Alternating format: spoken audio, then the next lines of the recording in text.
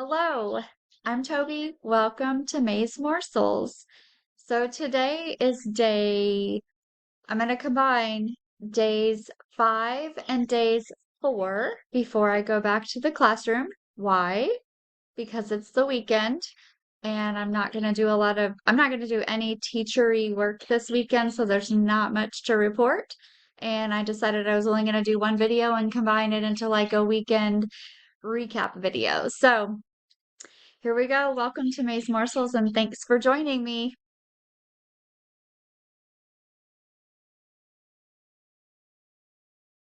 Hello. All right. So this weekend was it was uneventful as far as being a teacher, but it was a pretty busy weekend personally. I was not able to work out Saturday morning, which was, kind of sad. I've been working out almost every day during the summer um, just to improve my physical health, and working out relieves some stress. Is kind of the number one way to relieve stress. So I'm trying to keep that low and also just be stronger as I age. So Saturday started with batch. Um, it's boring, but I made a large batch of my favorite oatmeal because all the seconds that I can save getting ready in the morning with preparing a healthy breakfast is important to me. So I was able to make a large batch of oatmeal and enjoy coffee for longer because I didn't have to take anybody to work. My husband was actually able to take my daughter to work, and my son didn't work till later that evening. So after coffee, I had the privilege of going up to the church. We've got a full cafe at the church, and I'm one of the lead baristas. So I had the privilege to go up to the church and train three new baristas on pulling shots and steaming milk. So that was super fun. It was supposed to be 2 hour training, but everybody had lots of questions and we were just having a good time. And so it ended up being like 2.5. And then after cleanup, it was like a 3 hour ordeal. So I just want to shout out to Tito and Yelena for teaching me everything that I know about coffee and lattes and espressos and all the things. I do not know hardly anything in the realm of, lattes and stuff, but they did teach me a ton of information and I'm thankful for that. And I love making coffee, talking about coffee, teaching others about how to, make great coffee. So, anyways, that was fun. And then the rest of the afternoon on Saturday was kind of chill time, kind of getting ready for Sunday. And we had to, drop some kids, pick one kid up from work, take another one to work, and then the evening was just kind of chill time until we had to pick up my son at midnight, which is quite late, but it's okay. They're almost driving, and then they can be driving themselves to and from to work, so I'm not going to rush them at all. Sunday was again kind of uneventful.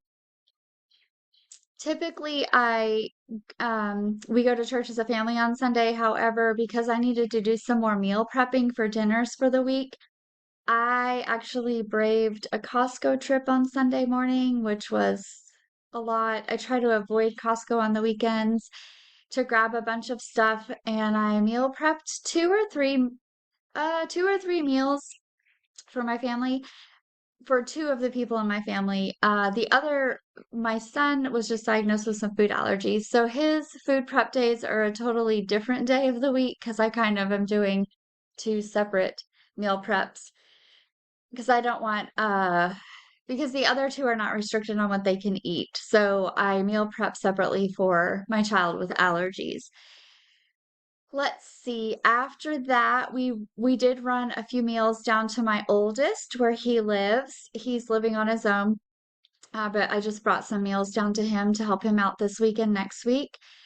Then the weather turned terrible on Sunday on our drive back from seeing my oldest. So we were almost late for a small group. We have a small group that meets on Sunday nights for young adults, for the young adult age, which is post-college age.